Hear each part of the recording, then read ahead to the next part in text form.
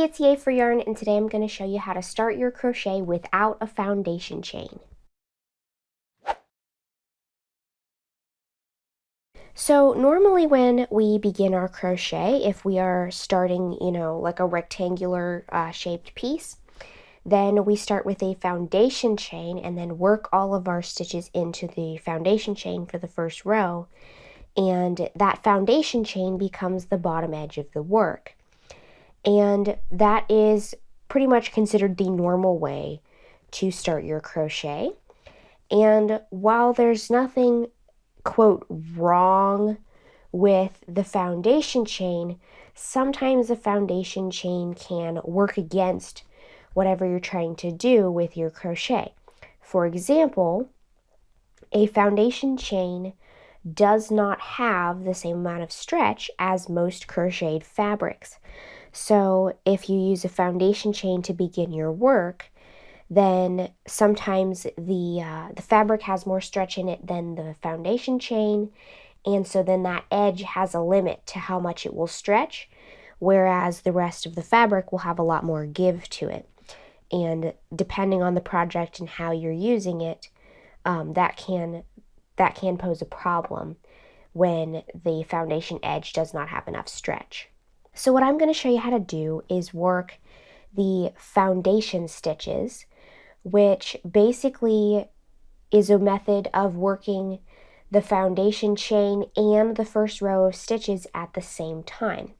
And what this does is it doesn't really look any different, but it definitely changes the feel of that edge because it has every bit as much stretch to it as the rest of the fabric. So with a foundation stitch edge, we end up, creating the foundation chain edge at the same time as we're working the first row of stitches. So I'm going to show you how to do this for the single crochet, the half double crochet, the double crochet, and the treble crochet. And it's a little bit different for all of them, but the stitch itself to make the foundation stitches are not really much different than a regular stitch. So I'm going to start with the foundation single crochet. And what we're going to do is we're going to start by chaining 2. So I have 2 chains here. And what I'm going to do is I'm going to skip the one that's next to my hook and work into the second one. So I've inserted my hook into the second chain from the hook. I'm going to yarn over and pull up a loop. Now this is just like a regular single crochet up to this point. So now I'm going to yarn over and pull through 1 loop only. That creates the foundation chain part. Then I'm going to yarn over and pull through the other 2 loops. So we have this funny little loose chain thing right here on the side, and then we have what looks like a regular single crochet worked into a foundation chain. So what I like to do is pull on the yarn tail to close up that first chain, and then it's a lot less visible. And to continue working the foundation single crochet, if we look at the work, parallel to the hook like this, the way it would normally go, here's our regular looking single crochet with what looks like the foundation chain underneath it, even though that's not really a foundation chain. So what we're going to do is we're going to turn the work upside down so that that bottom edge is facing up. And then we're going to, if you see right here, there's what looks like the top of a regular stitch. There's a front loop and a back loop. And we're going to insert into that like so. Then we're going to yarn over and pull up 1 loop. Then we're going to, now that we have 2 loops on the hook, we're going to yarn over, pull through 1 loop again, and yarn over and pull through 2. So there's our second foundation single crochet. So again, we're going to, if this is the way the work is supposed to be right side up, we're going to turn it upside down. And as you can see, here's what looks like the top of a regular stitch. We're going to insert the hook under both strands of that, yarn over, and pull up a loop. Then we're going to yarn over and pull through 1 loop. That's what creates the foundation chain part.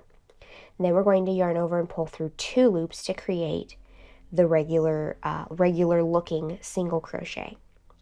So one more time, I'm going to turn the work upside down, insert the hook into what looks like the top of a regular stitch, both strands of that, yarn over and pull up a loop, yarn over and pull through one loop, and then yarn over and pull through 2 loops. So you'll just need to continue working the foundation single crochet until you have the correct number of stitches for your pattern.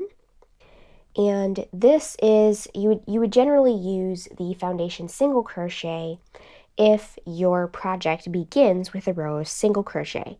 If it doesn't, and your pattern just goes into some kind of stitch pattern design instead of just one row of all one stitch, then I would suggest starting with the foundation single crochet because it is the shortest. So like if your pattern says to chain and then works the stitch pattern directly into the chain, then I would replace the chain with the foundation single crochet. So what you want to keep in mind is that when you are replacing a foundation chain with the foundation single crochet, what you want to do is, normally when you have a foundation chain, it has extra chains on the end for a turning chain, and it'll tell you how many to skip before working the first stitch. And with this, we don't need a turning chain because we just need, the correct number of foundation single crochet. So instead of looking at how many stitches your first row of your pattern says to chain, look at how many stitches the first row of your pattern is supposed to finish with. Now, that's if it doesn't have any decreases in it or increases, but as long as it doesn't have any increases or decreases, just make sure that you begin with the same number of foundation single crochet as the first row of your stitch pattern is supposed to end with. And another thing that you'll want to take note of is that the bottom edge of all the foundation stitches looks just like the top row, the top of a row of stitches. So this is perfect for any instance where we're going to come back and work into the foundation edge, because it's a lot easier to work in because it's just, it looks just like regular stitches at the top. And this has just as much stretch in it as any regular crocheted fabric would have. Alright, so that is what our foundation single crochet looks like on the front and on the back. Has lots of stretch in it, and the top edge and the bottom edge are both easy to work into because they're both resemble, the top edge is obviously the top edge of a row of stitches, but the bottom edge also resembles a row of stitches that you can work into. So now let's move on to the next stitch. Now I'm going to show you how to do the foundation half double crochet.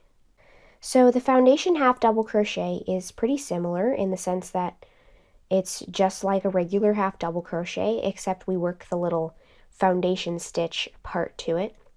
So with the foundation half double crochet, I'm going to start by chaining 2, just like we did before. And this time I'm going to skip the first chain and then yarn over and insert into the second chain from the hook, like so. I'm going to yarn over and pull up a loop. Now at this point, this is just like a regular half double crochet. We're going to do one thing to add that foundation chain underneath it. So we're going to yarn over and pull through one loop. That creates the foundation chain stitch that goes underneath. Then we're going to yarn over and pull through all 3 loops on the hook. So that is our first foundation half double crochet. And again, I like to take the yarn tail and pull on it to help that chain kind of shrink it down into nothing. And now we're going to start working the rest of our foundation half double crochet stitches. So if we hold our work, right side up like this, then this is the way it would normally face. We're going to turn it upside down so that the bottom edge is facing up. I'm going to yarn over, and as you can see right here, here is what looks like the top of a regular stitch on the bottom edge. and we're going to insert the hook into both strands of that. So there's a front strand and a back strand. It looks kind of like the top of a regular stitch, except it's on the bottom edge. Now I'm going to yarn over and pull up one loop. Again, it's just like a regular half double crochet at this point. I'm going to yarn over, pull through one loop to create the chain stitch that goes underneath this stitch, and then yarn over and pull through all 3 loops on the hook to create the half double crochet part. So again, if this is the right side up direction of our crochet, I'm going to yarn over and turn the work upside down so that the bottom edge is facing me, and I'm going to insert my hook into what looks like the top of a regular stitch on the bottom edge, and yarn over and pull up a loop. I'm going to yarn over and pull through one loop to create the chain part, and then yarn over and pull through 3 loops on the hook to create the half double crochet. So one more time, here is how our crochet would normally sit. I'm going to yarn over and turn the work upside down so that we're looking at the bottom edge, and this right here is what looks like the top of a regular stitch, and you always want to get the one that's closest to the hook. You don't want to insert like down here, but into the one that you just did before, basically into the previous stitch, the bottom of the previous stitch. Yarn over and pull up a loop. We now have 3 loops on the hook. Yarn over, pull through one loop to create the chain stitch that goes underneath, and then yarn over, pull through all 3 loops on the hook to create the half double crochet. So this has basically all the same properties as any of the other foundation stitches. It's very stretchy on the foundation edge, just like the rest of the work. And the foundation edge is easy to work into later because it looks like the top of a row of stitches, even though that's the bottom edge. And again, if you want to replace the first row of your project with a row of foundation half double crochet so that you don't have to work a foundation chain, then you can do that. You just want to make sure that as long as the first row of your work doesn't have any increases or decreases in it, you want to begin with the same number of foundation half double crochet as the first row of your pattern should finish with. So there is the half double crochet version. You can see that that's a little bit taller than the single crochet. Now we're going to move on to the foundation double crochet, and this is again very similar, except this time we're going to start with a chain 3 because this is closer to the height of a regular double crochet. And I'm going to skip the first 2 chains like so. I'm going to yarn over and I'm going to insert into the 3rd chain from my hook. I'm going to yarn over and pull up a loop. Again, looks like a regular double crochet at this point. I'm going to yarn over and pull through one loop to create the foundation chain part. Yarn over, pull through 2 loops, and then yarn over and pull through 2 loops again to finish the double crochet. So I like to pull on the yarn tail to make that loose chain stitch go away. And again, here we go. Here is how our crochet would normally sit. I'm going to yarn over and turn it upside down so that the bottom edge is facing up.